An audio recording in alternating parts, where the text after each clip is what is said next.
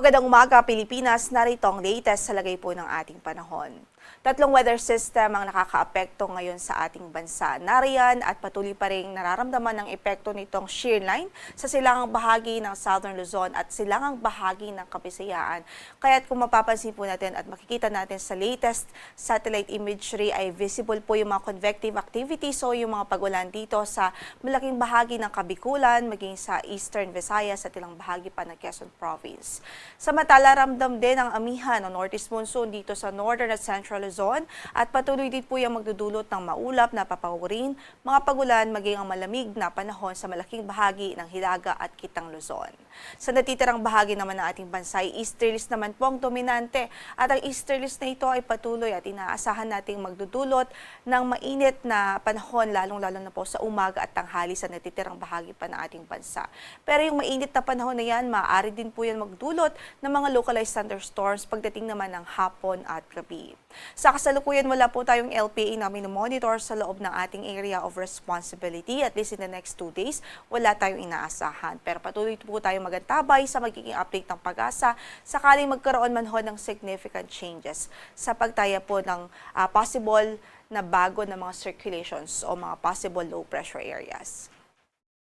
Para sa pagtaya ng ating panahon sa araw na ito, asahan natin ang maulap na papawirin at mataas pa rin ang tsansa ng malawakang pagulan dito po sa Kabikulan, maging dito po sa Quezon Province at sa Northern and Eastern Samar. Dahil yan sa epekto ng shear line. Samantala, maulap din ang papawirin na may mga kalat-kalat na pagbuhos ng ulan dito sa Cagayan, Isabela, maging sa Aurora.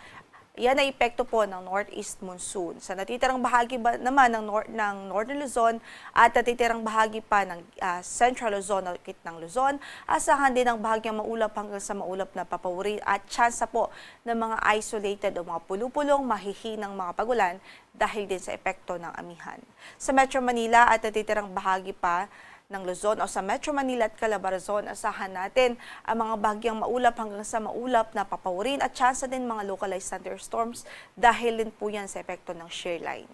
Sa pagtaya ng ating panahon o sa pagtaya ng ating temperatura, sa Metro Manila 24 to 31 degrees Celsius ang inaasahang magiging agwat sa araw na ito. Sa Tagaytay ay malamig pa rin, 22 to 29 degrees Celsius. Sa Baguio ay 16 to 24 degrees Celsius. Sa Lawag ay 22 to 33 degrees Celsius. Tugigaraw ay 22 to 28 degrees Celsius. Habang sa Legazpi po ay 25 to 30 degrees Celsius. Samantala, sa natitirang bahagi ng ating bansa, sa natitirang bahagi ng Luzon, sa Kabisayaan at maging sa Mindanao, asahan natin ang bahagyang maulap hanggang sa maulap na kondisyon ng papawirin. At mainit nga po ang inaasahan nating panahon dyan, especially po sa umaga at tanghali. Pero pagdating ng hapon at gabi, hindi natin inaalis ang tsansa ng mga localized thunderstorms. So yung mga pulupulong pagkidlat, pagkulog. Samantala, para sa pagtaya ng ating temperatura sa Tacloban, 25 to 32 degrees Celsius, gayon din sa Iloilo City.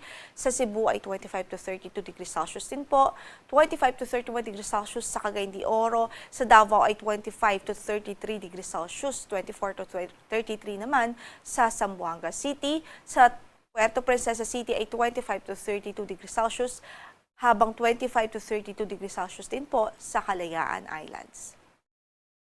Wala rin tayong gale warning na nakataas ngayon sa anumang bahagi ng ating mga baybaying dagat. Malaya namang makakapalaot ang ating mga kababayang mangingisda. Although ingat lamang lalong-lalo na po dito sa northern at eastern section ng Luzon at magiging ng Kabisayaan dahil katamtaman hanggang sa maalon pa rin ng kondisyon ng karagatan dyan. So ingat po or extra caution sa ating mga mandaragat na gumagamit ng maliliit na sasakyang pandagat. Ang sunrise natin for today is 6:11 in the morning at mamaya po ay lulubog ang araw sa ganap na alas 5:28 ng hapon. Ito po si Lori de la Cruz Galicia. Magandang araw po.